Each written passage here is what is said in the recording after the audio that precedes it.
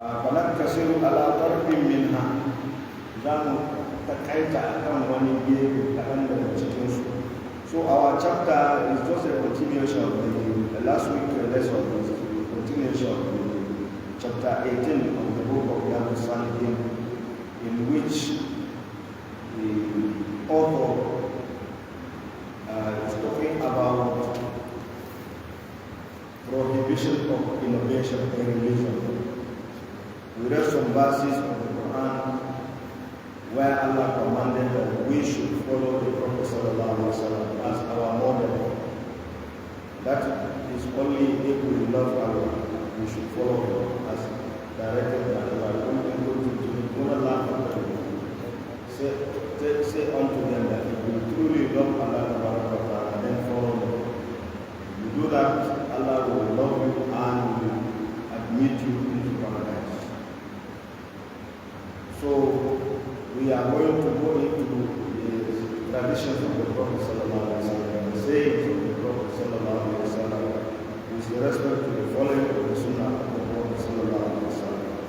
عن عائشة رضي الله عنها قالت قال رسول الله صلى الله عليه وسلم عن كربونة عائشة ما ترى من الله أن عائشة أم المؤمنين رضي الله عنها قالت تجد قال رسول الله صلى الله عليه وسلم من قال الله صلى الله عليه وسلم يقول من أحدث في أمرنا هذا ما ليس منه دون يكري wani abu cikin wannan al'amari na addini wanda baya daga cikin addini,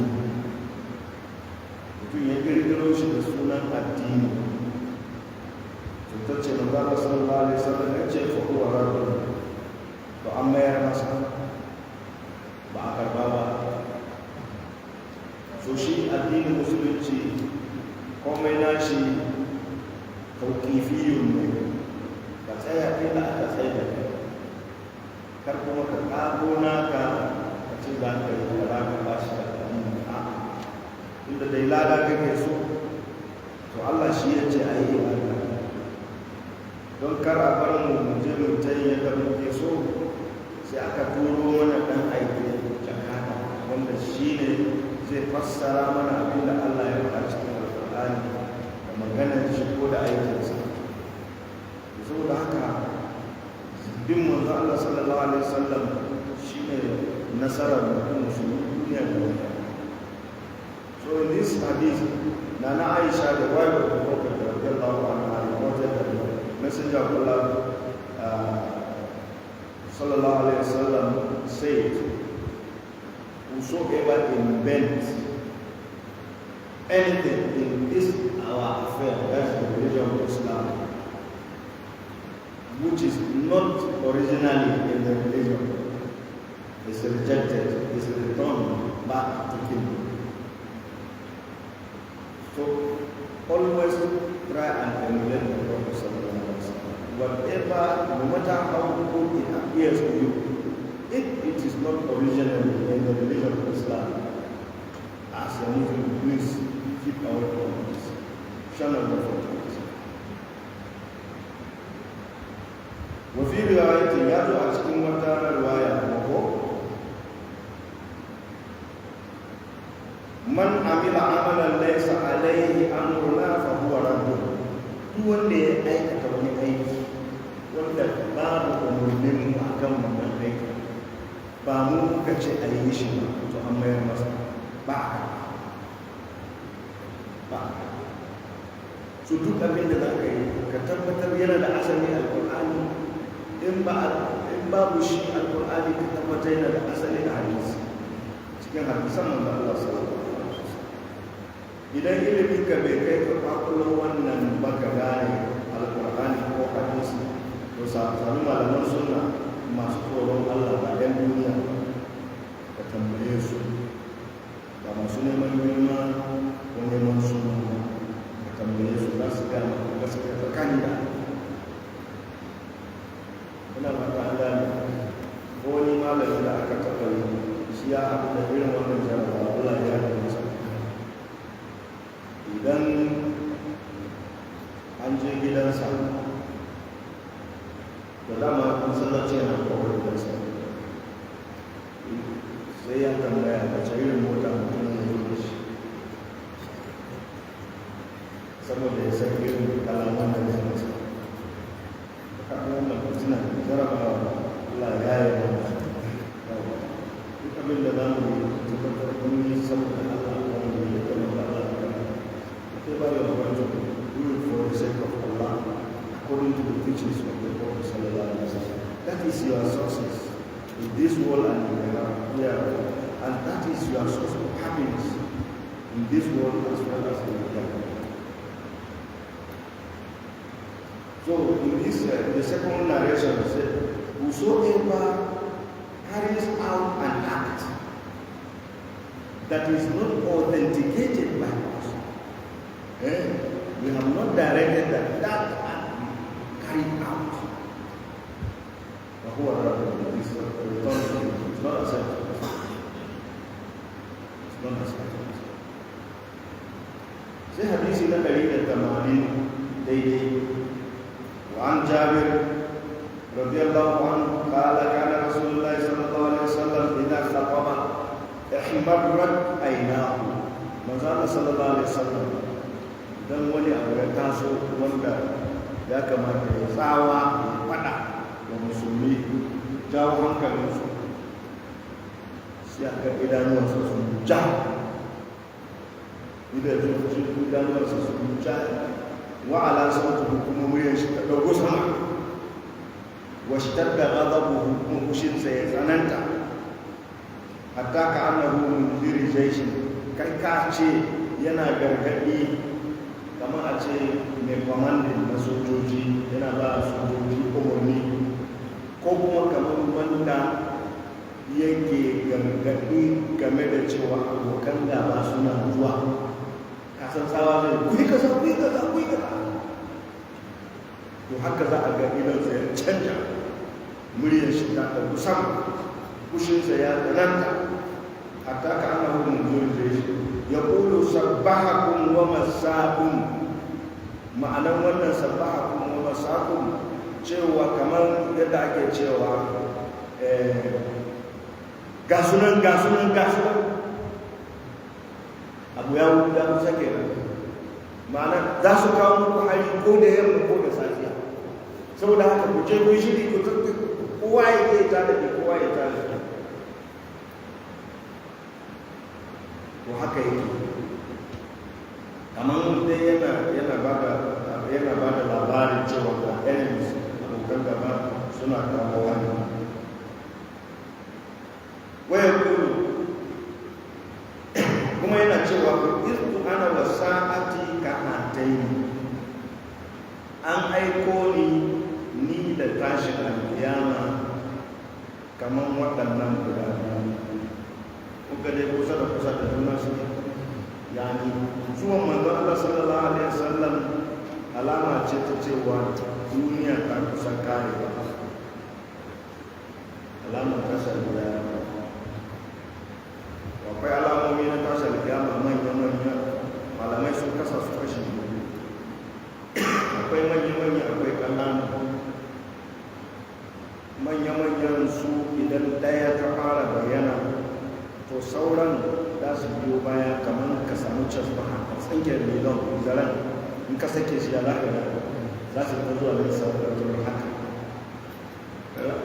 daga cikin manya akwai ko dai kurujun daba ko kuma dulu ishamsi min al-maghrib rana ta hudu da yamma kamar yanzu nan sai mun sake wani ranar ta taso ana jira a jiya kawai wacce na za a don hankali zai tashi sai ta kuma daidai sha biyu kamar yadda wani wasu ne in ta zo daidai sha biyu rana wato duk duniya a nan sai kuma sai ta kuma sai ta ci gaba da tana noma an ce daga lokacin da wannan alama ta bayyana duk wanda ya yi imani bayan wannan imanin bai da amfani da shi ko ka yi wani aikin ladar da a rubuta in dai kafin wannan mutum bai da imani bai yi aikin komai ba to wannan aikin da zai bayan wannan bai da ina fata an gane. Saboda haka mutum ya yi kokari ya gyara ayyukan shi tun kafin ranar ta hudu daga yamma zuwa gaba. Akwai dabar da arzi da sauran manyan alamomin su kamar su dajjal da sauransu. Ƙananan kuma shi ne aka ce jahilci zai yi yawa, ilimin addini zai kaɗan, mata za su fi maza yawa, kashe-kashe za su yawa, har wanda ya kashe bai san me yasa ya kisa, wanda aka kashe shi kuma bai san me yasa aka kashe shi. Ga wannan kusan ana cikin sa. Allah ya sauya. Zuwan manzo Allah sallallahu alaihi wasallam yana da daga cikin Riyaduss alamomi wanda suke nuna alƙiyama ta kusa. To sai ce ni da alƙiyama an tada ni haka mutum. An gane ko?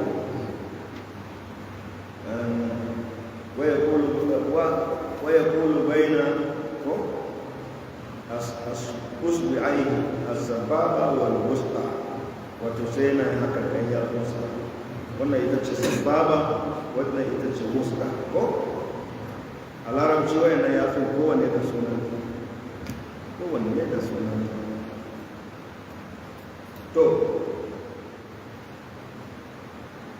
waya kulu kuma ya ci gaba yana cewa amma ba'adu bayan haka fa inna khayral hadisi kitabullah, mafificin magana shine littafin Allah, mafi alherin zance shine alqur'ani.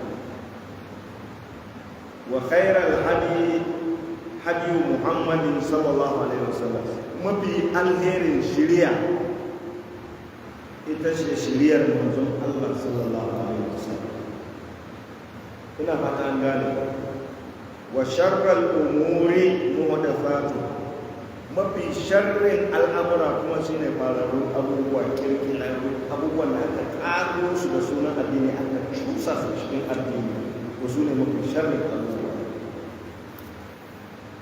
Wa kullum bid'atin dalala, kuma kowace bid'a bata ce. Suma ya kulu, sannan kuma sai ya ce ana aula bi kulli mu'minin bin nafsi, ni na fi cancanta ga mu'mini fiye da kansa. Imanin ka ba zai cika ba sai ka bibita manzon Allah sallallahu alaihi wasallam akai karan kanka, bibita shi akan iyayenka, bibita shi akan yayanka, bibita shi akan dukiyarka. Wannan imanin da ke ce an gane ko? Man taraka malan, wanda ya mutu ya bar dukiya, fali ahli, wannan gadon iyalinsa su za su gada, wannan nasu. Wa man taraka dainan, wanda kuwa ya mutu ya bar bashi, au diya'an, ko kuma wani abu wanda yake makamacin wannan, fa ilayya wa alayya, wato a kawo ni zan biya, yana kaina.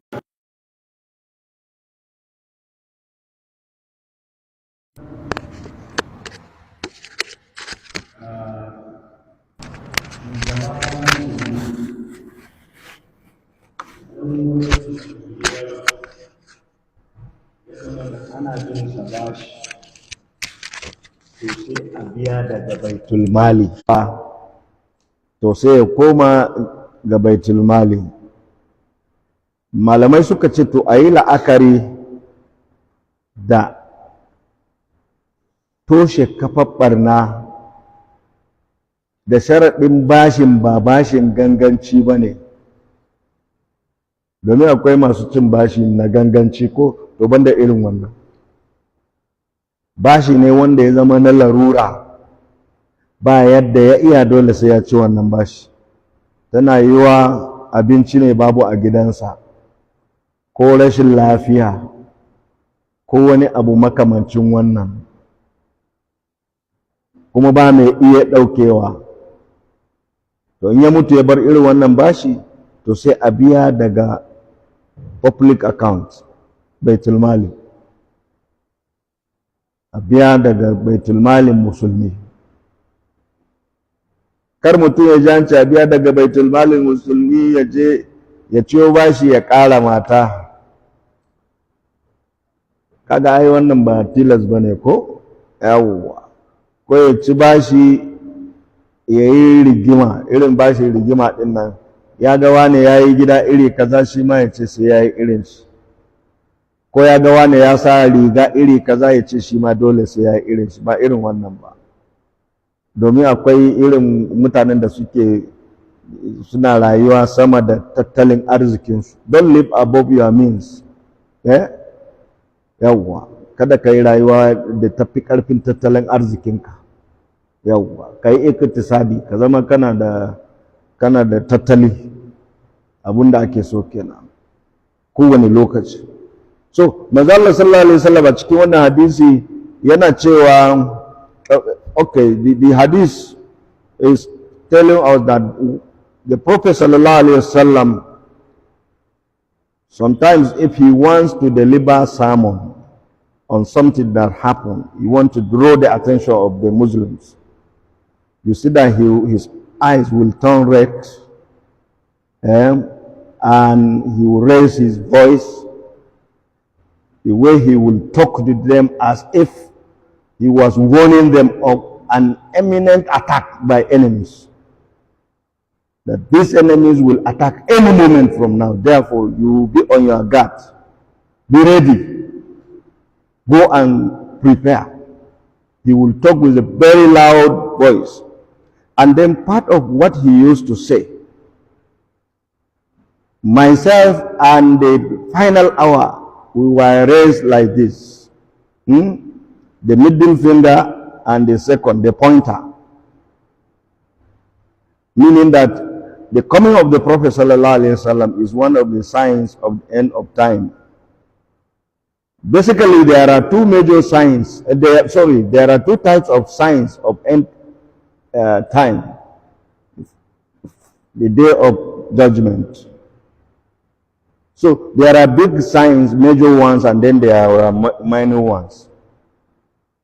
So according to a book, Tafsir al-Aqaid al-Islamiyah, he divided those major signs, those signs into two. The major ones, he mentioned the rising of the sun from the west, and then the appearance of Dabbatul Ard, and some things like that.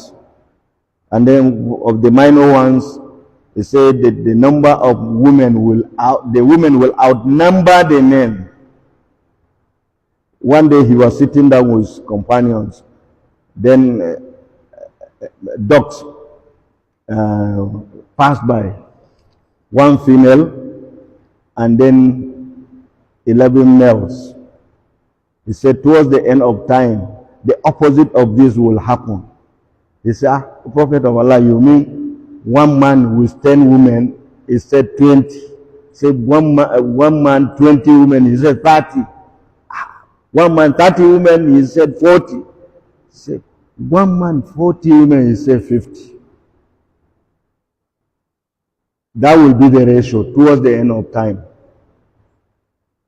Don't be surprised. Go to the maternity section of the hospital. Any choosing hospital, go there. Do this small research just for 3 months, from January to end of March. Look at the birth register. Look at just count how many were males and how many were females. You will be surprised. You will be surprised. And it's globally. It's globally. Just Google the world population by sex. The result will actually show you. If you like it, then you take it region by region. Yeah? Then come down to Africa, then come down to Nigeria. You see it. So these are some of the signs, and that ignorance will be much, the religious knowledge will be less. Then he said, part of what he used to say, فَإِنَّ خَيْرَ الْحَدِيثِ كِتَابُ اللَّهِ, the best of statements is the book of Allah. And the best of guidance is the one that came from the Prophet sallallahu alaihi wasallam. And the worst of all affairs is anything that is innovated and inserted into the religion of Islam. He said each and every innovation is, what do you call it? What do you say, dalala? Misguidance. Each innovation is misguidance, and each misguidance is going to end in hellfire. He said, I am more in terms of worth to the believers than themselves.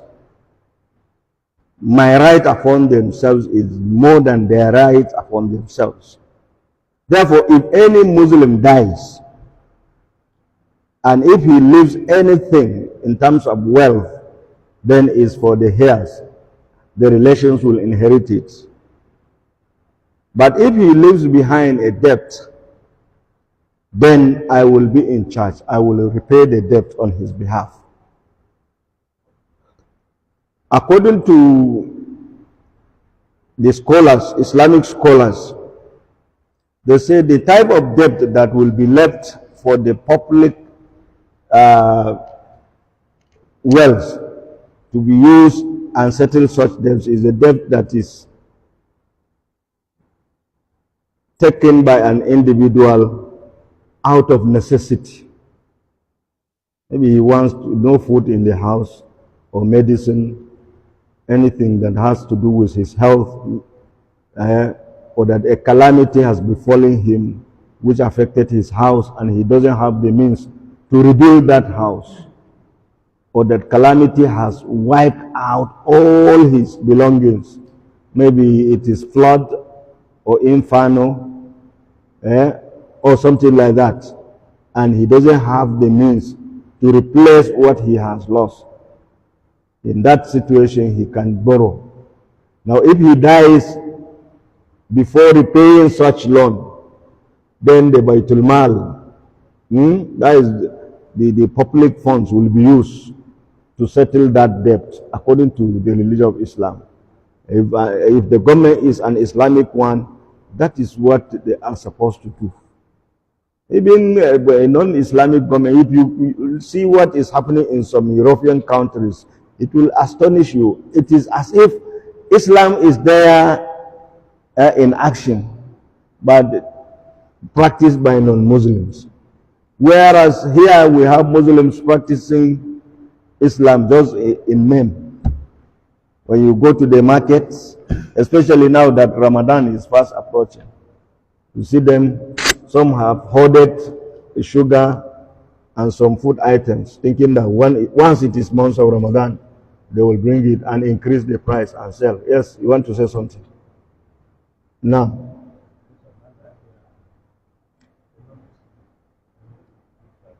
Yeah? Yeah.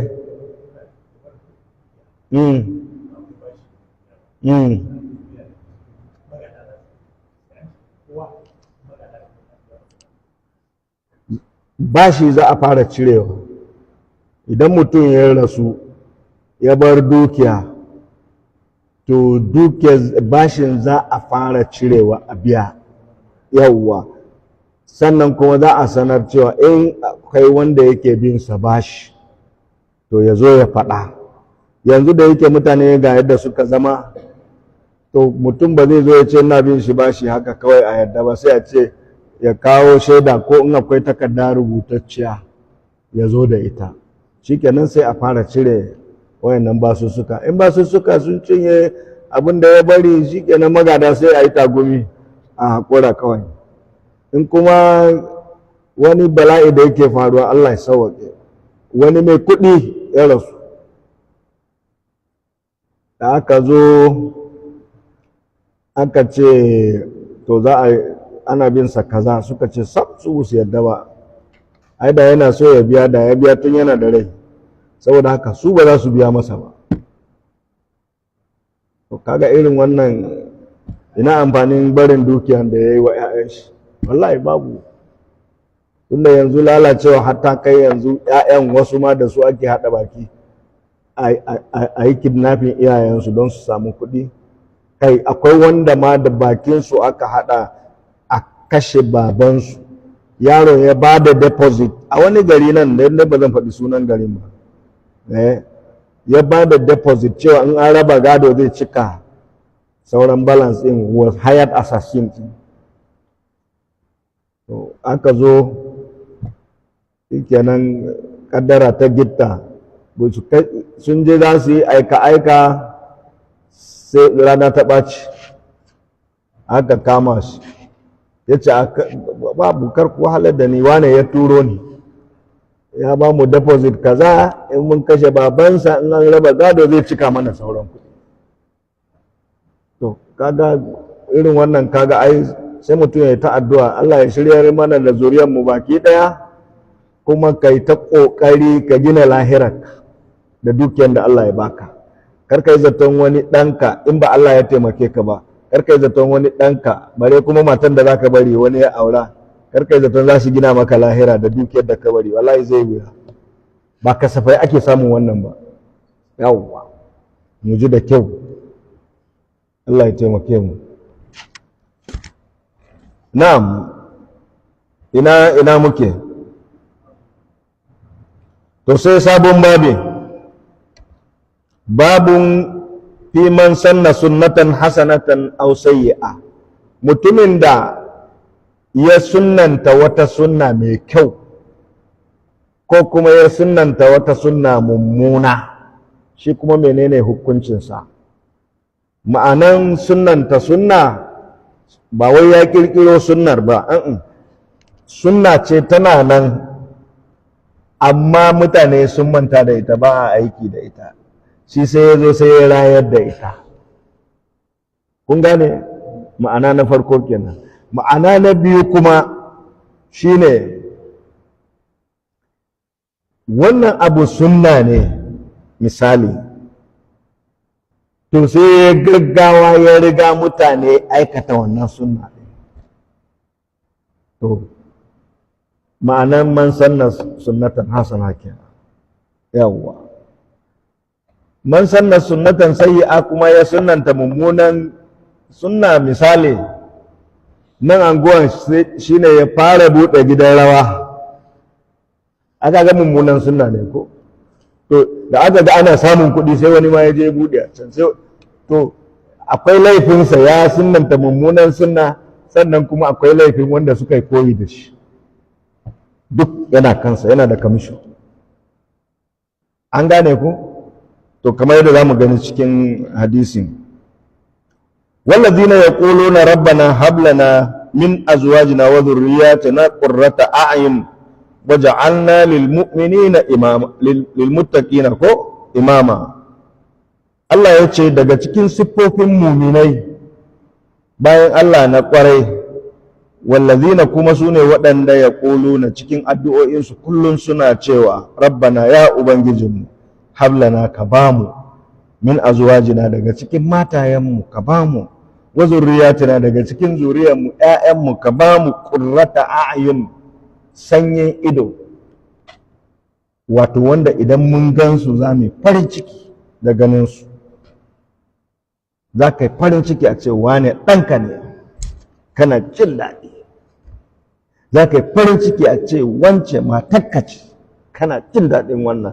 To mutanen kirki addu'an da suke ke kullum, ya ubangiji ka ba mu daga cikin matayenmu da ƴaƴayenmu qurrata a'yun, sanyin ido, abinda in mun gansu zai faranta mana rai. An gane ku? Sannan kuma yace waja'alna lil muttaqina imama, kuma ka sa mu zama mu ne abubuwan koyi a wajen masu tsoron Allah, suna mu zama da mu suke koyi, ce kai ai ina so in yi kaza kaman wane, ina so in yi kaza kaman na wane. aikin alheri. To kullum suna son su zama abin koyi, su zama model wa sauran mutane, addu'o'insu kenan. To kaga ashe su suna son su sunnanta abu mai kyau, har ma suna fatan a yi koyi da su. To addu'an mutanen kirki kenan.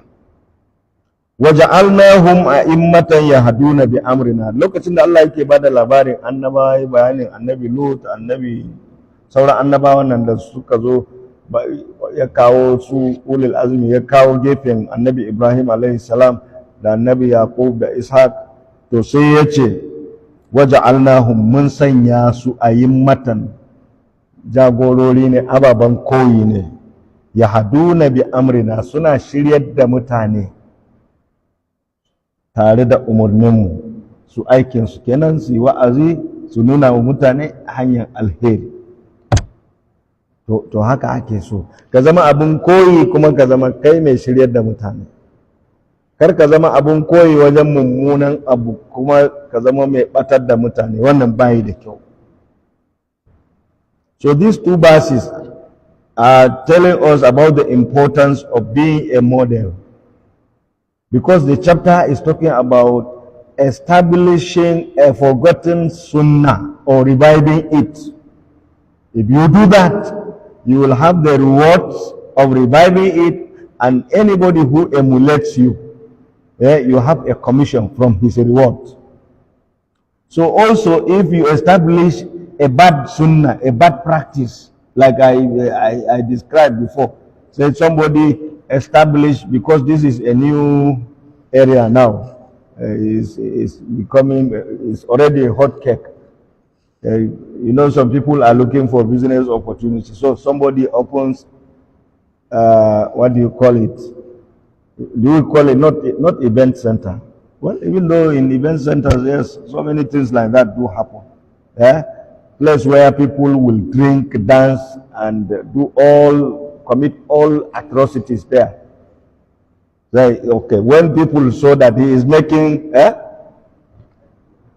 nightclub, thank you very much. Yes, you say, sunnah mummuna, mummunan sunnah.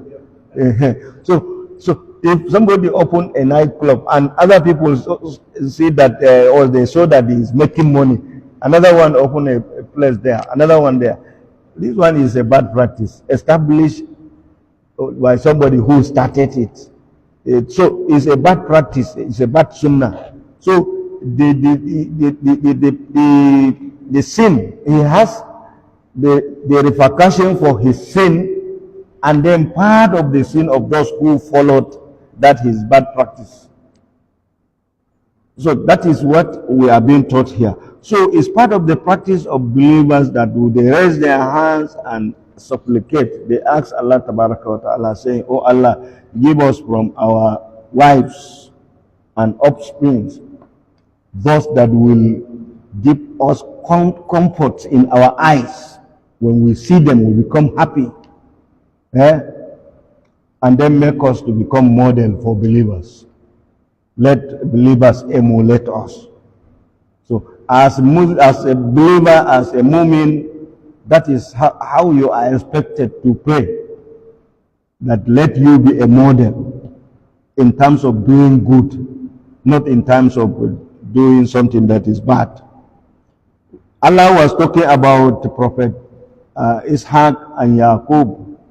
At the end of the verse, he said, وَجَعَلْنَا مِنْهُمْ أَئِمَّةً يَهْدُونَ بِأَمْرِنَا. We made from them, we made some people that are leaders, that are model, and they are guiding people with our command.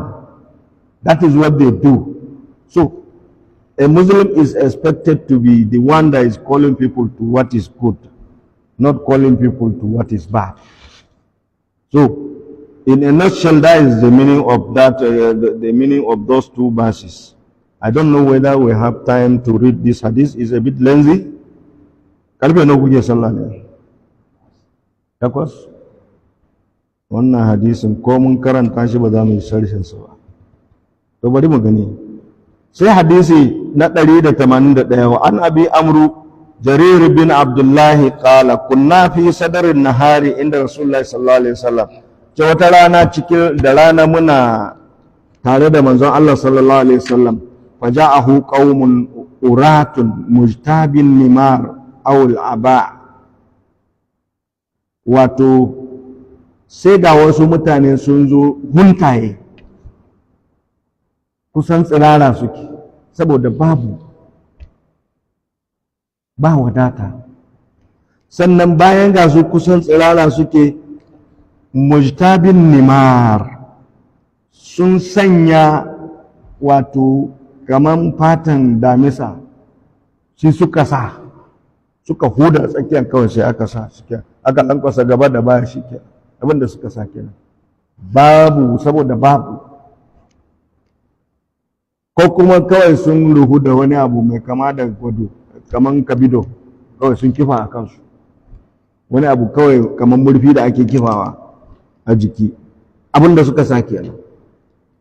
Muqallidi suyuf kuma suna rataye da takubba dukansu. Amatuhum min mudar, mafi yawancinsu daga kabilar nan ta mudar, bal kulluhum min mudar, kai gaba ɗayansu ma daga mudar. Da manzo Allah ya gansu ya ga yanayin da suke ciki na talauci, fatama'ara wajhu rasulullahi sallallahu alaihi wasallam lima ra'a bihim min alfaqa, nan take fuskar manzo Allah ta canja ta murtike saboda abin da ya gani na tattare da su na talauci. Ransa ya ɓaci, hankalinsa ya tashi, ga bayan Allah ga su cikin tsananin bukata kamar halin da ake ciki yanzu.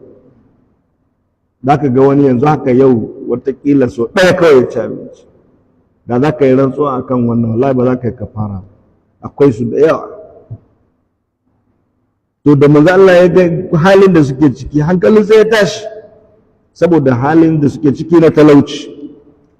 Fadakhala, sai ya shiga gida, thumma kharaja, sannan ya fito, fa amara bilalan, fa azana, ya umurci Bilal ya yi kiran sallah, wa aqama, ya tada sallah, fa salla, da aka idar da sallah, summa khadaba, sai manzo Allah ya tashi yayi wa'azi. Fa qala ya ayyuhan nas ittaqu rabbakum alladhi khalaqakum min nafsin wahida, ya karanto wannan aya har zuwa inna Allah kana alaikum raqiba.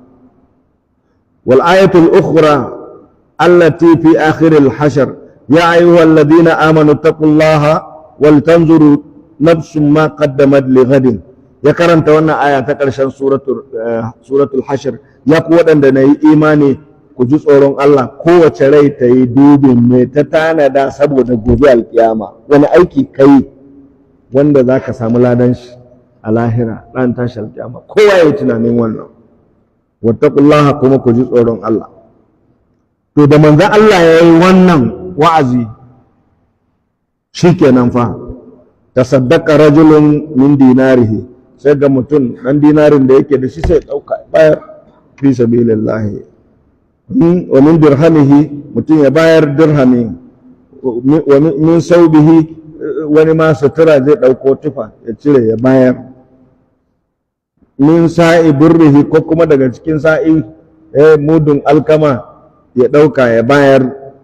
Wa min sa'i tamrihi, ko kuma mudu sa'i na dabino ya ɗauka ya bayar. Kowa dai abin da yake da shi, abin da yake ɗaukowa ya kawo kenan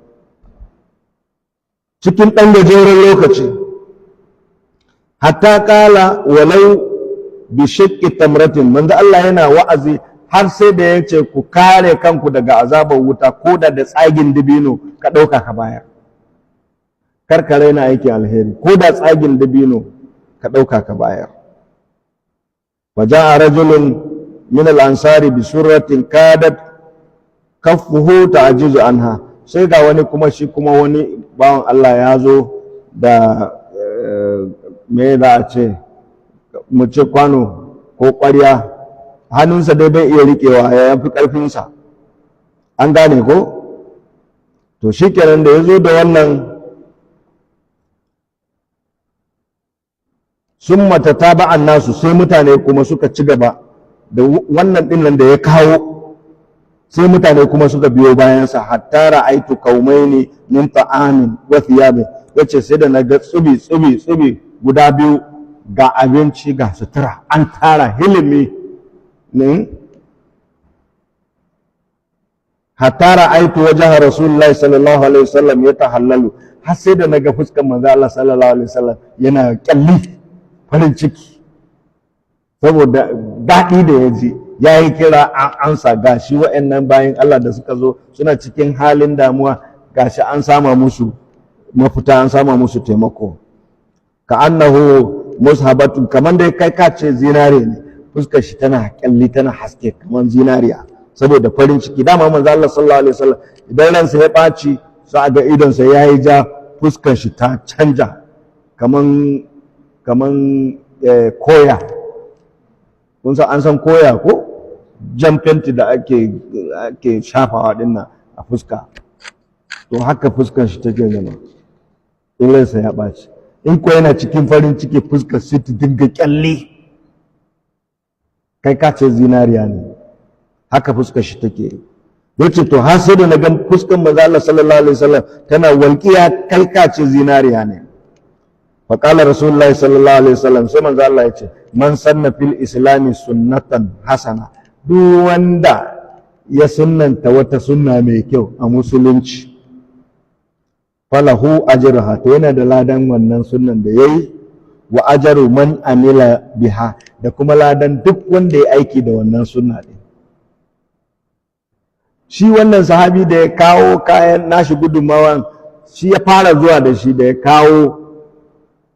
kawo sai mutane kowa sai yana ta kawo ba, to shi yana da ladan wanda ya yi, kuma duk wanda ya biyo shi baya ya yi. Kamar yanzu ne mu ce to jama'a fi sabilillahi muna son da Allah za a sayi mita, wuta ya kare a masallaci, za a sayi recharging mita. Wanda ya fara kawo 1,000 ko naira 500 ya ce ganawa, duk wanda ya biyo bayansa, shi wanda ya fara na yana da kamishi. An gane, shi ne fasara na biyu ma'anan man sanna sunnatan, wanda ya fara aiki da wata sunna to yana da lada, wanda ya riga ya gaggawan fara aiki da ita to yana da ladan nasan, da kuma wanda duk ya biyo bayan shi. To manzo Allah sai ya gaya musu haka.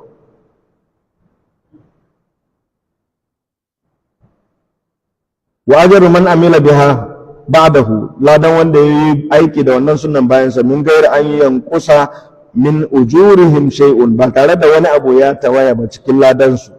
wa man sanna sunnat fil islami sunnatan sayyi'a, duk wanda ya kirkiro wata mummunan sunna kuma a musulunci, kana alaihi wuzurha, to laifin wannan mummunan sunnan yana kansa, wa wuzuru man amila biha min ba'dihi, da kuma laifin wanda ya aiki da wannan mummunan sunna tasa min ba'dihi bayan sa, min gairi an yankusa min ujurihim shay'un, ba tare da wani abu ya tawaya ba cikin nasu auzarihim shay'in, ba tare da wani abu na laifukan su ya ragu ba. To ina ganin za mu tsaya a nan. Abubuwan da muka karanta daidai Allah ya ba mu ladansu. Ko agogona ne yake confusing na wannan?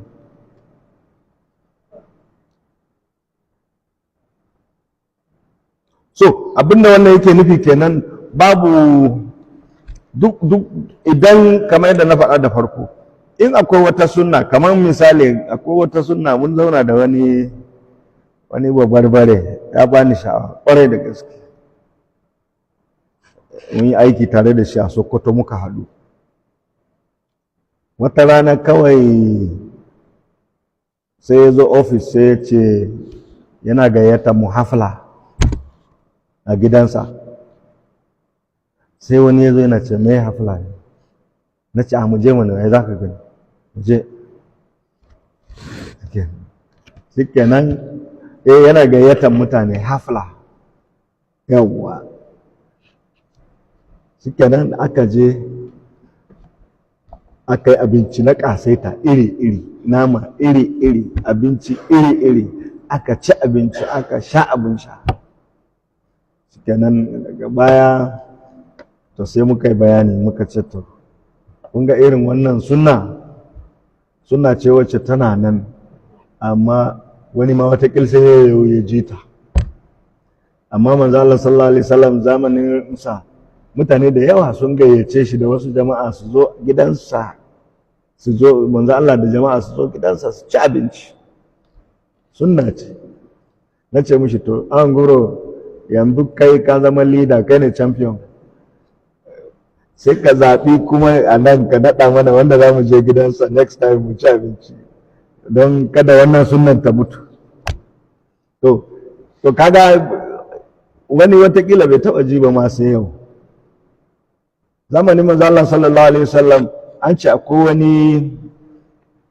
wani mahauci, sana'ar shi kenan. Akwai mahauci da ya gaici manzo Allah sallallahu alaihi wasallam cin abinci gidansa. Da manzo Allah ya tashi tafiya sai wani mutum cikin sabon manzo Allah sai ya bi su. Da aka zo za a shiga sai manzo Allah sallallahu alaihi wasallam ya ce to mu dai ka gayyato mu amma ga wannan ya biyo mu, in ka yadda ya shiga ya ci, in baka yadda ba ya koma. Sai ya ce ya Rasulallah tunda dai ya zo da kai na ba shi izini ya shiga. To shi yasa a musulunci in an gayyata irin wannan, in ba a gayyace ka ba karkace. In aka ce su wane da wane ana gayyatan ku zo gidan wane a ci abinci, to in ba a gayyace ka ba karkace. In ka je kuma aka ce koma kan ranka ya ɓaci. Dan tsari ne na shari'a. Sannan kuma an samu wani tela kuma har yanzu. Tela zamanin manzo Allah sallallahu alaihi wasallam madinki shi ma ya gayyaci manzo Allah sallallahu alaihi wasallam cin abinci a gidansa. To kaga irin wannan sunna ne, amma kusan yanzu misali kaga zaka ga an manta da wannan din, an manta da shi. To duk wanda ya kokari ya farfado da irin wannan to yana da ladan wannan din farfado wanda ya sunna tana nan amma kusan an manta da ita, shi ya rayar da ita, to yana da ladan yin hakan, yana da ladan kuma wanda ya koyi da shi.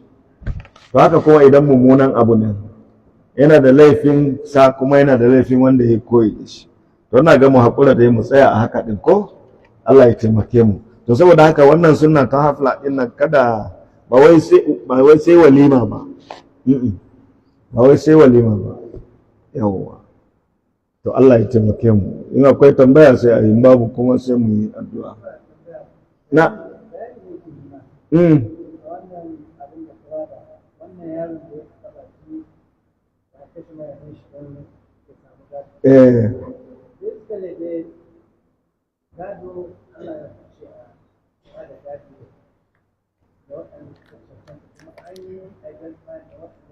a ba su gado haka. Shi wanda yaro yanzu, because komai is tied cewa kai musulmi ne. Don shi wannan yaron da ya wannan abin ya yi qualifying a bashi. A'a, in ya kashe wanda ya kashe mahaifinsa don ya yi gado, to bai banda shi cikin gado. Dama ba kwaɗayin dukiya yake ba, to bai samun ta. Yawwa. A'a, muka kaddara da ya kashe ɗin, da ya kashe, an gane ko?